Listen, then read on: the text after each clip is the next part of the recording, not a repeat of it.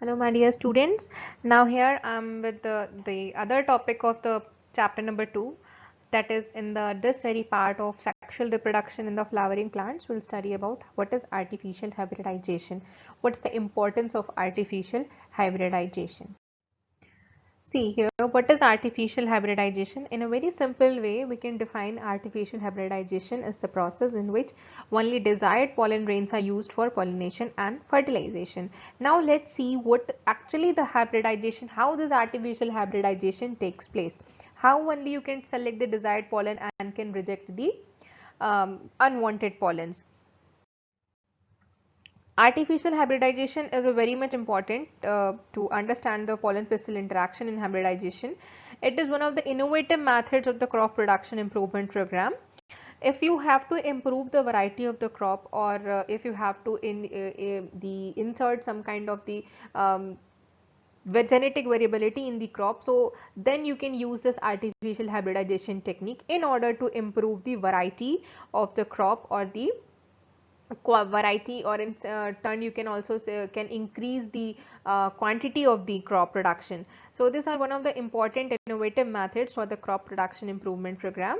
And in this very artificial hybridization, if you have understand pollen pistil interaction, we can easily understand what artificial hybridization is trying to make you understand.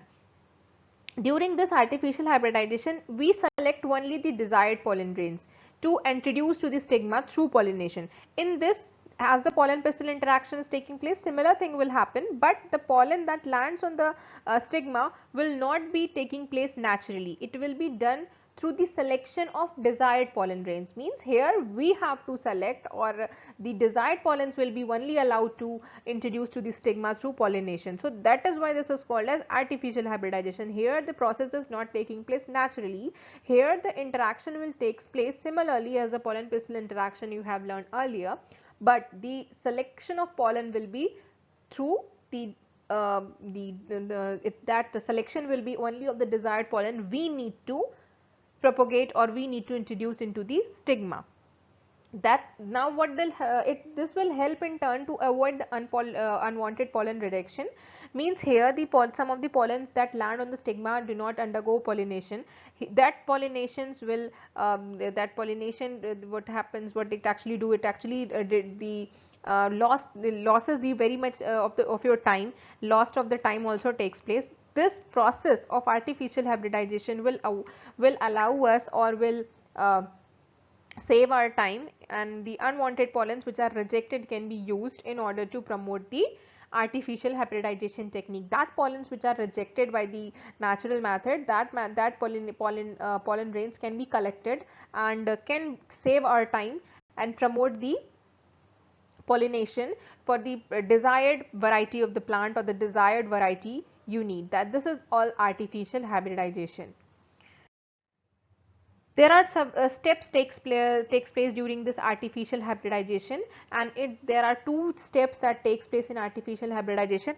One is emasculation and other is debagging. Very much important from the board point of view. This artificial hybridization has always been asked in the short no type answer, and this emasculation is also asked. Emasculation, bagging, both of these things are very important from artificial hybridization. I just suggest you to go through this artificial hybridization. It is very much important and easy also. So what are the two steps that takes place in artificial hybridization? First is emasculation and other is bagging. Now let's see what's emasculation. What emasculation means.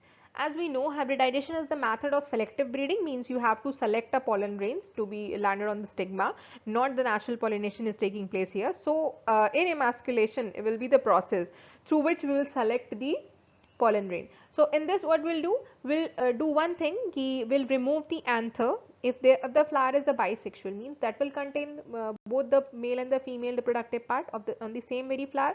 So in that very flower, in the bisexual flower, what you have to do, you have to remove the anther.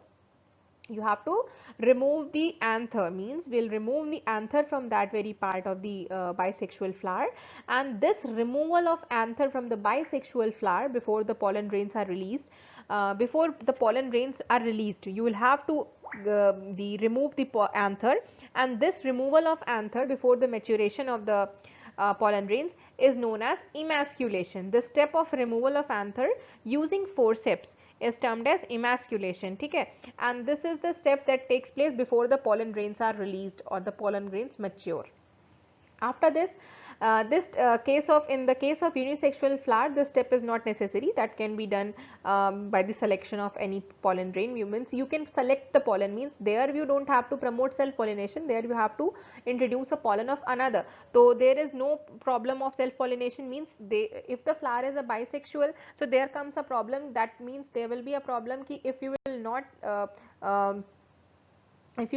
select a pollen grain, then the self pollination will take place, then process will become hazard. So in bisexual flower, we'll first remove the male reproductive part, anther, before it gets mature. But in the unisexual flower, without removing any part, you can perform artificial hybridization, because in unisexual flower it may either contain, that flower will either contain a male part or female part, means both the parts are not present on the very same part of the flower. So in unisexual flower there is no need of emasculation, but in the bisexual flower there is a need of emasculation. So what does emasculation? You must know that emasculation is the removal of the female reproductive part, that is anther, from a bisexual flower before they get released.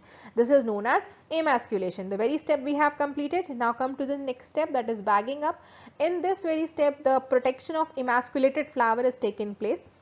Bagging up may you will have to do one thing, that the emasculated flower that you have though that flower from which we have removed the anther. Now you will do one thing, that you will bag up that very flower. After removing the anther, the bisexual flower has to be bagged up with some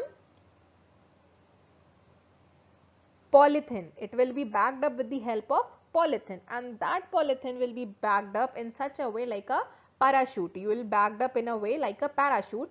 And why this bagging is necessary? Why this bagging is necessary? This bagging is very much necessary so that it may not allow the other pollen grain to come and contaminate the artificial hybridization process. See, if you have to perform artificial hybridization, means you have to select a pollen grain. If you will not do bagging up, how will you allow that pollen grain, only that pollen grain, to land on the stigma? So in order not any pollen grain except the pollen which you have selected allows you to land on the stigma, allows that pollen grain to land on the stigma. No other pollen grain will land on that very stigma. That's why we have to do a bagging up, in order to avoid any kind of a contamination or undesirable pollen to land on that very flower. So this is the need of bagging. So this is the second step, and here the flower is marked up by a polythene bag, and still the flower attains a receptivity. Although the flower will attain a receptivity, no more receptivity, there will be no problem in receptivity. Okay, but in unisexual flowers, bagging is done before the flowers are open. In unisexual flower, the bagging up takes place before the flowers are open.